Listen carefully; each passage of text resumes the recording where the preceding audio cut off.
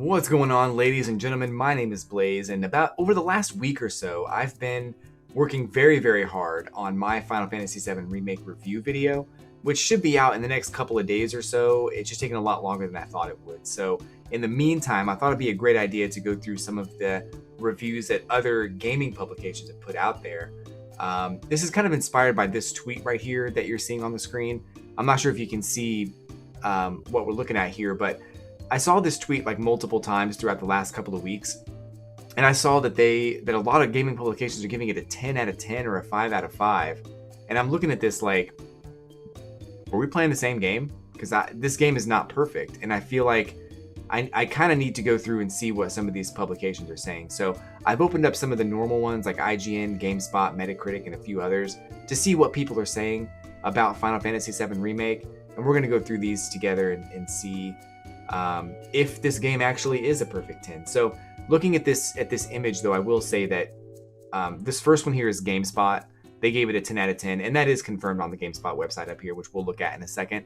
But the rest of these are from The Guardian, PlayStation Lifestyle, Screen Rant, which I thought only reviewed movies, Tech Radar, Game Revolution, and a few publications I've never heard of. So let's go ahead and go to IGN. Let me change scenes here so you guys can see a little better what we're talking about. But yeah, so you can probably see that image a lot better now. If you need to pause the video and see where these are coming from, you certainly can. But we're going to go ahead and move on to IGN first. So IGN gave it an 8, which I thought is reasonable. You'll get to see my final score once everything's all said and done. I think 8's a very reasonable score. I don't take any issue with that at all. One of the things they said right here, a few parts can only be described as some Kingdom Hearts BS. And you know what? My review does reflect that. I've already written my review. My review's done. It's filmed. It's recorded. I worked tirelessly on it, and I'm not going to change it. So, but I did say this in my review. Not those words exactly, but I did say that it's inspired a little bit too much by Kingdom Hearts. So we'll see if any of you agree or disagree, and definitely check out the final review when it's posted in a couple of days. But I think I don't disagree with this at all. I think that some Kingdom Hearts BS is definitely a good way to describe it. Let's see what else they say. This remake also raises a metric ton of questions that it doesn't deliver any semblance of answers to. Some of these are clearly nods to fans of past games that will be incomprehensible to anyone out of the loop. But a lot of the totally new stuff, like the new hooded adversaries shown off in the trailers, is convoluted and confusing regardless of your previous experience. The way FF7 Remake wantonly spouts nonsense that it just expects you to roll with towards the end of its story can only be properly described as some Kingdom Hearts BS. I agree completely, and that was also in my review. There were so many questions that were raised in this game that I just don't understand exactly why they chose to go that direction. And again, check out my review for more information about that. But for more details on what I'm trying to say. But I do agree, there's something amiss about these hooded adversaries I don't quite get. I like here that apart from additions that work towards making the world of Midgar and its people feel more real, the theme behind most of FF7 Remake's newly inserted plot points is one of uproarious spectacle with very little thought. I agree completely. I think that makes sense. That's very astute to say that. I think that they definitely went out of their way to make the game as grandiose as possible, but I don't know if that was necessarily justified or needed, or because I thought the story was already very good. I thought the story was wonderful, and I don't know if they needed to really go much more over the top to tell a better story. And the things that they did, I don't know if they actually are a better story. At this point, I don't know if it's a better story. One post-game highlight, however, is that as soon as credits roll, you're given access to hard mode and the option to jump back into any of its chapters with all your current stats and equipment, and complete missions, gather items, or just replay it from the beginning. I think that's great. Yeah, I like that a lot. It's like a new game plus, but you can select whatever you want to do, so that's pretty cool. Here's one major concern I had before starting FF7 Remake was whether or not this previously brief Midgar section would feel enough of a complete story on its own, and the result is mixed.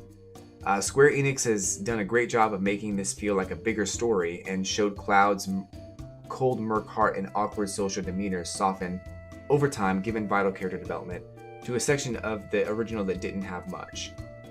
I agree. I think they did a great job of slowly showing Cloud warm up to these characters. There's a scene in chapter 4 where Cloud smiles for the first time and Jesse catches him. I thought that was really cool. There was a scene where there's several scenes at the beginning of the game where Cloud's response is just whatever. He doesn't really care. But as he works with these characters more and more, he does grow quite fond of them and stays with them to a point where, and from here on, there will be spoilers if you didn't know. I don't want to say, I should have said this earlier, but there will be spoilers. But there is a point where, when Jesse is about to die, he tells her that she owes him a pizza and all this, and it's you can see his progression, you can see his character development. I thought they did a great job of that, definitely.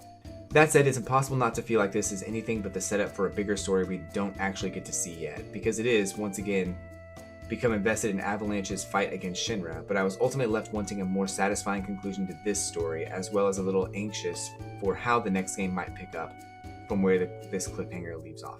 I wouldn't really call this a cliffhanger. I don't think I'd agree with calling it a cliffhanger. I think that this story wasn't really wrapped up. I think this story really ended after you escaped from Shinra. I think when you were on the motorcycle and you got to the end of that road, that's where the story should have ended. And I felt like it didn't end there, and we went into this new thing with Sephiroth, which I don't think was the right move. Because that just felt forced and unnecessary. But I do feel like the sections on the bike in Midgar was the end of this story. Or maybe there could have been something else, but not necessarily Sephiroth. It needed to be, like, this story needed to focus on Shinra. This is Shinra. We're fighting Shinra. But through the course of fighting Shinra, you should have discovered there's a bigger threat. And that bigger threat is Sephiroth. And now we have a new villain, and we have to find out what Sephiroth is doing. Of course, that's Cloud's journey, but these folks go on it with him, and they realize that if they don't go after Sephiroth, that it's going to destroy the planet. That should have been the ending, not necessarily we're done with the bike, let's go kill Sephiroth now. No, I don't think Sephiroth should have been a part of this game as far as the final boss. I liked him a lot, like in the middle of the game where he was like psychologically antagonizing Cloud. That was cool, but I don't think he should have been the final boss. Suddenly, the unique and foreign world of Midgar gives way to the bottom-of-the-barrel JRPG tropes. A shopkeeper who unironically wants you to go kill some rats. A teacher who asks you to find her boring students around town. Multiple fetch quests that send you looking for random items for essentially no good reason. All of this kills the pace and belittles the importance of the high-stakes events going on around you, in the most cliché RPG sort of way. Their stories are rarely interesting, but worse is that nearly all of the combat areas in these quests have you retreading areas you've already completed, sapping these segments of FF7R's strength in variety. I agree. I did say that in my review, that some of the side quests seemed like they were unnecessary and didn't add anything to the story. The side quests were essentially just that. They were side quests. They were things that were optional, and that if you didn't do them, there would be no comprehensible effect on the story, or you wouldn't miss anything if you didn't do them. And I think that in itself was a problem, because I feel like the side quests could have added so much more depth to the story if you chose to do them. For example, there's a side quest where you have to go find cats for a young girl, and I said this in my review, but I said it a different way. Basically, the side quest where you go find cats for the young girl was annoying and didn't serve any purpose. You don't learn anything about any of the characters. There is nothing that you get from that made it so you wanted to do it. If they would have used Wedge in that place instead of the young girl, like it was Wedge's cats that were lost, you would have gotten more depth of character from Wedge to understand that he has 4 or 5 different cats that he loves, and that he's lost them and he wanted you to find them. I don't know why they chose to use a little girl that had no bearing on the story, and I don't know why they didn't use Wedge or Biggs or anybody else in any of these side quests. But I wanted to learn more about those characters, and I did in some ways, but it would have been so much cooler to do side quests for the main characters or the side characters and not just random NPCs that didn't help you learn anything about the story. While these side quests, as well as more amusing arena-style fights and minigames like darts or Walmart signature squat competition, are entirely optional, skipping them will cause you to miss extremely valuable items and unlocks, things like unique weapons, rare accessories, and much more. You can sometimes even minorly influence sections of the story later on without warning. I completed nearly all the side quests, but more felt forced to do so out of a sense of obligation rather than amusement. Most of the time I was on one, I couldn't wait to get back on track. Agreed. The noticeable padding isn't entirely limited to side quests either. Unfortunately, one required mission later on in the story also has you retreading a previous section in what felt like little more than tried and true filler. I'm certainly not opposed to this remake inserting more than just added detail. The way the train graveyard has been reworked, for example, is truly fantastic, along with another fun new level near the end. But there's a notable issue. Square Enix clearly wanted to make changes but didn't want to alter the core plot, which means many of its more elaborate inserts are entirely irrelevant to the story at hand. It reminds me a lot of the filler episodes in movies of popular anime. These diversions can definitely be fun, but nobody in the story will ever really mention them again, and nothing about the plot will actually change as a result. If you could somehow skip some of them entirely, you wouldn't even realize you missed anything at all. I agree with that completely. And I talked about, in my first impressions video, I talked about the Roche character and that whole like boss battle and stuff. Like the sections with Jessie were very important. And I think that learning about Jessie and her father and her being an actress was awesome, and I loved it. Even the bicycle ride with her was cool. But the battle with Roche and the subsequent boss battle with him in the Shinra facility were completely pointless, and if you cut those out completely, you wouldn't miss anything at all. I do go into a little bit more detail in my review, so check that out when that gets released, but I do want to say that's really annoying. Anyway, let's move on to another one here. We've got Metacritic. We're going to check out a couple of user scores too and see what they have to say about it.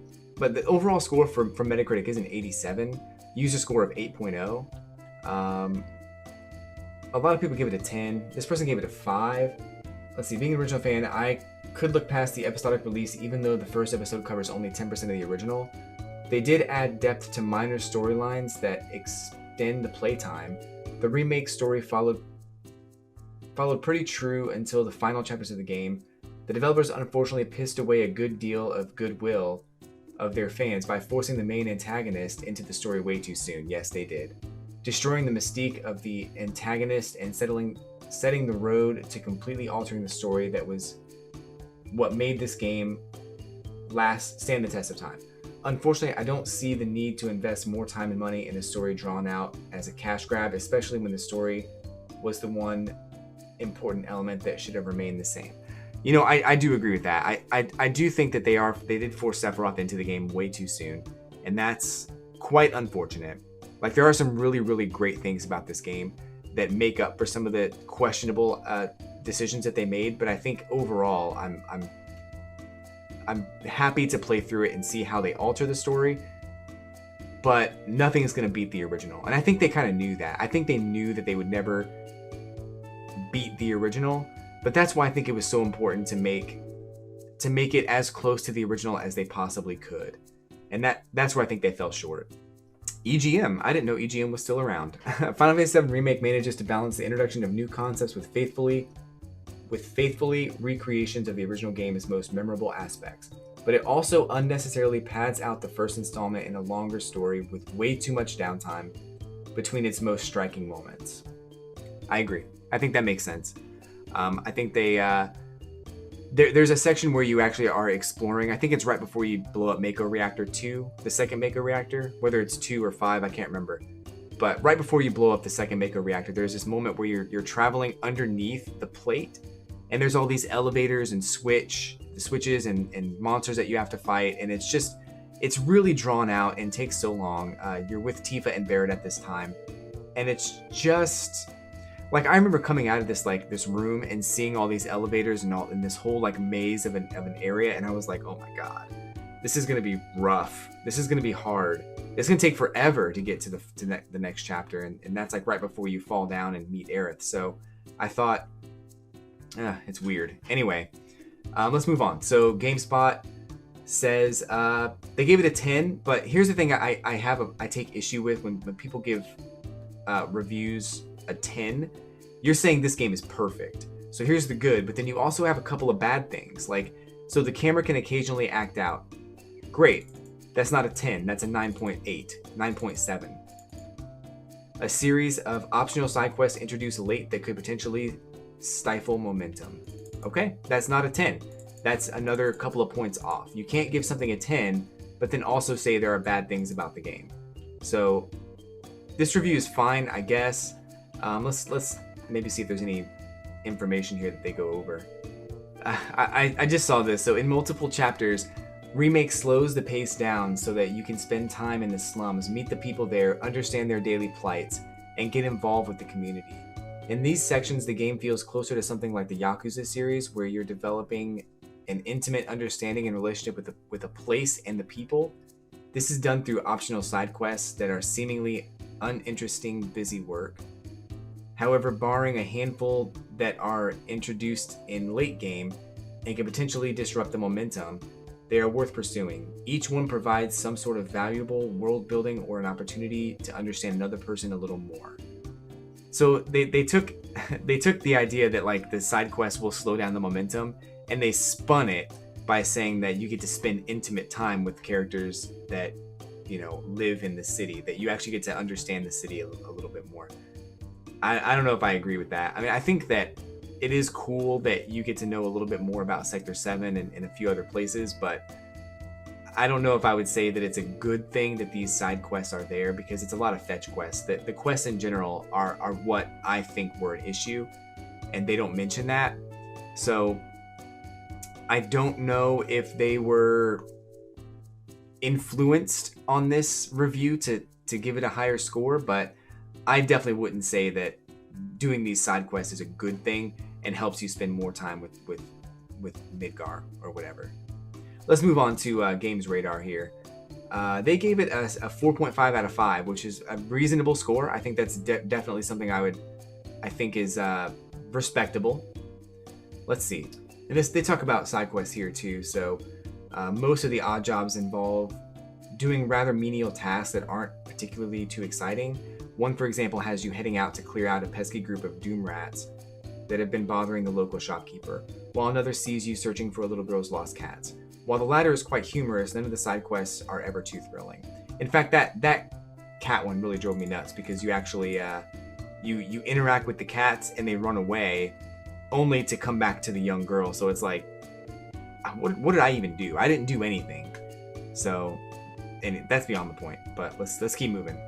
So here's one thing they're saying is a good thing that I think is actually, it kind of pushes the limit towards more of a bad thing, and I'll explain why in a second. But they say, when they say tough enemies, they mean it.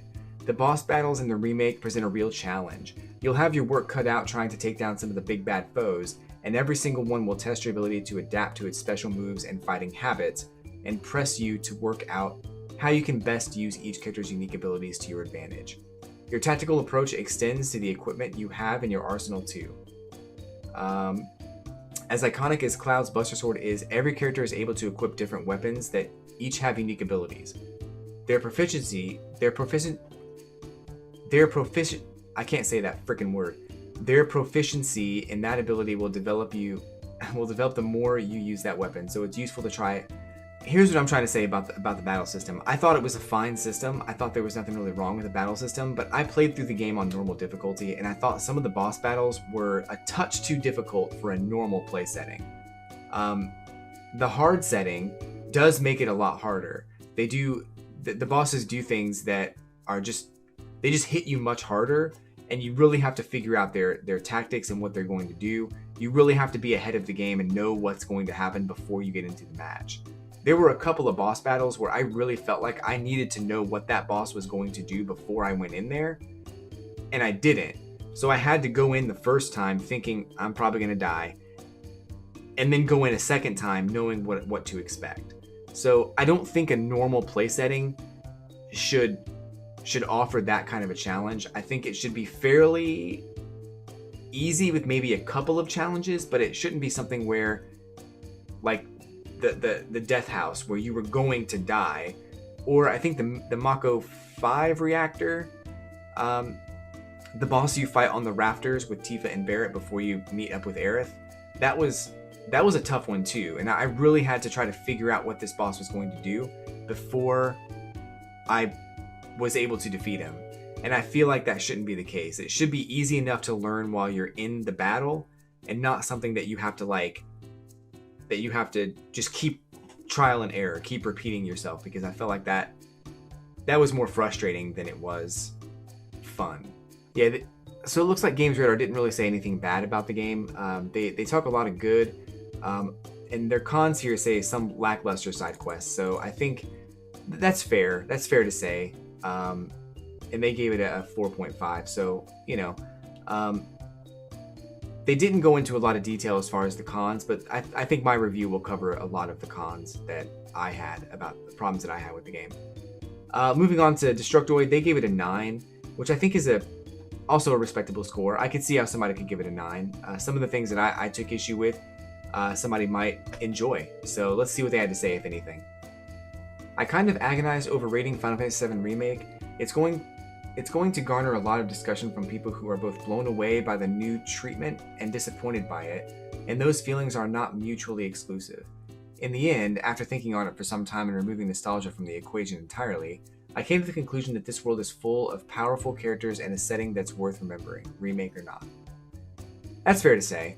And I think the nostalgia, I think they did hit kind of hard on the nostalgia when they needed to, and they introduced a lot of new information, a lot of new character details about, Biggs, Wedge, and Jesse, which I thought was cool.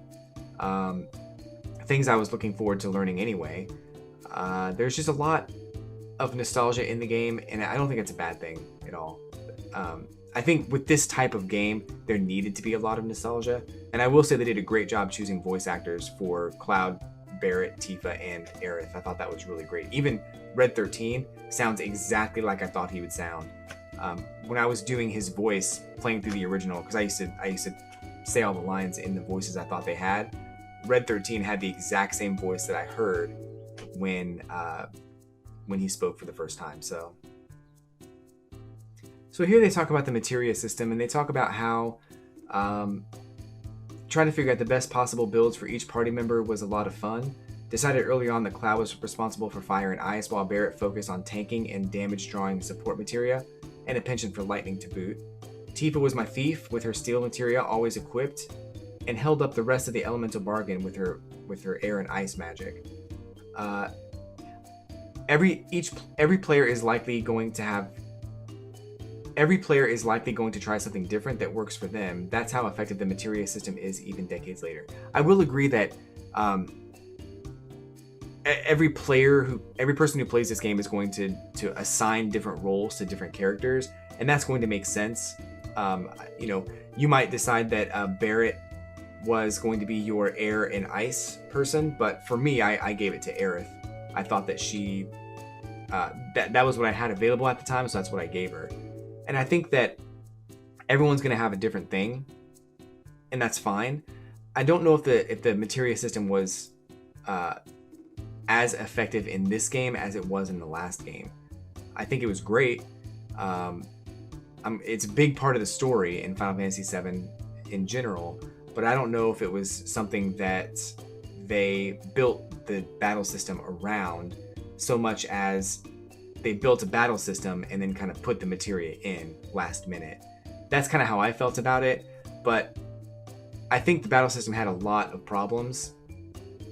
For as good as it was, I feel like it had some problems too. So that'll be in the final review that goes up in a couple of days, so you guys will be able to see what I have to say about it. But I will say I'm not sure if I agree with the materia system being effective in this game. It was good, but I don't know if it was incredibly effective. So Destructoid gave it a 9. Let's go ahead and move on to Game Informer here. They gave it an 8.75, and I want to see what they had to say about it.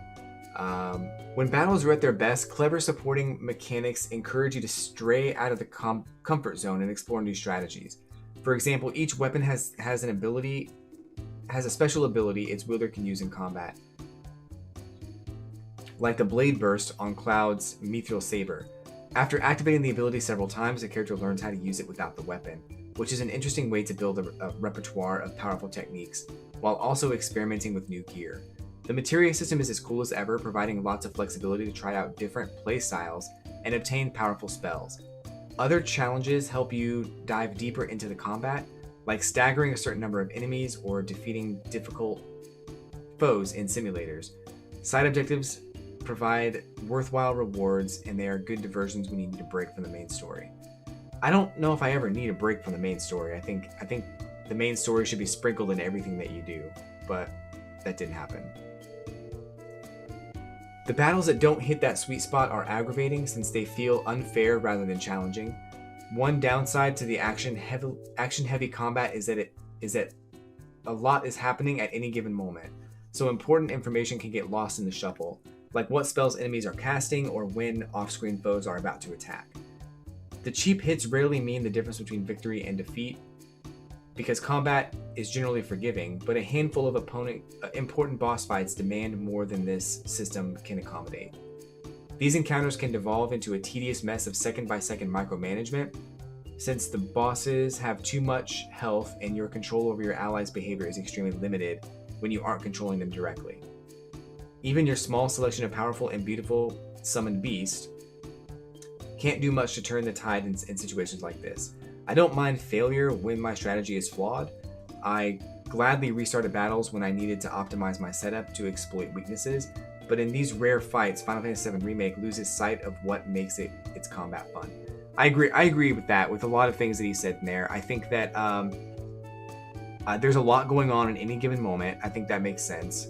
And sometimes it's more, a handful of important boss fights demand more than this system can accommodate. So I do think that the boss fights were a little bit too much for the type of micromanagement you had to do in the combat to be successful. I also think that what he says about the other characters when you're not controlling them directly, I'll find that again here. So the bosses have too much health, and your control over your allies' behavior is extremely limited when you aren't controlling them directly. I mentioned this in my review, that when you're not controlling a character, their ATB bar does not fill up very fast. But the second you switch to that character and do the same things that AI was doing, your ATB bar is just done. It's full. So that's a little frustrating. Like, if the AI is doing the same attacks that you would be doing, but your ATB is filling up faster, then the AI should also fill up equally as fast. So that was definitely annoying. There were times where I needed Aerith or Barrett or someone else to heal me, and they weren't ready because they just weren't doing the things they were supposed to do. I have other issues with it, which I'll talk about in the review, which you'll see in a couple days, but I think the battle system was cool, and it could have been much cooler, but it was very flawed. Cloud and his companions are still the heroes, but the city of Midgar is the real star now. I agree. I think Midgar definitely...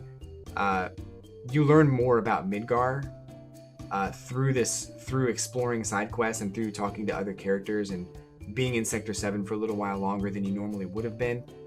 Even Sector 5 and 6, I believe, as well. You get to learn more about those sectors as you progress.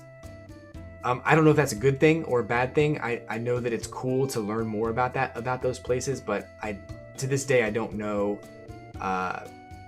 if learning more improved the game or improved the story, or if it was just kind of there, you know? It was cool, though, to go through and learn more. Midgar's political conspiracies, everyday desperation, and quiet hope shine through as you explore the different neighborhoods and see the consequences of Shinra's greed. People live in grimy shacks, huge reactors drain the planet's life force, and ruins stand as reminders of past tragedies. you do get a little bit more enlightenment on what's going on. Nothing that the original game didn't express to you already, and they did it in a shorter amount of time, which I think is kind of a testament to the writing of that game. Is that the original game was able to tell you the same amount of details in a smaller amount of time. So FF7's monumental impact on a role-playing genre is hard to overstate, but even harder to replicate in today's landscape. That struggle between history and innovation is the engine that drives FF7 Remake. The legend of the original looms large over it like the metal plates above the slums of Midgar. But this new version refuses to simply exist under a shadow. With smart additions to a classic world and its inhabitants, FF7 Remake artfully appeals to nostalgia without being bound by it. I'd almost argue that they should have been more bound to it, but oh well.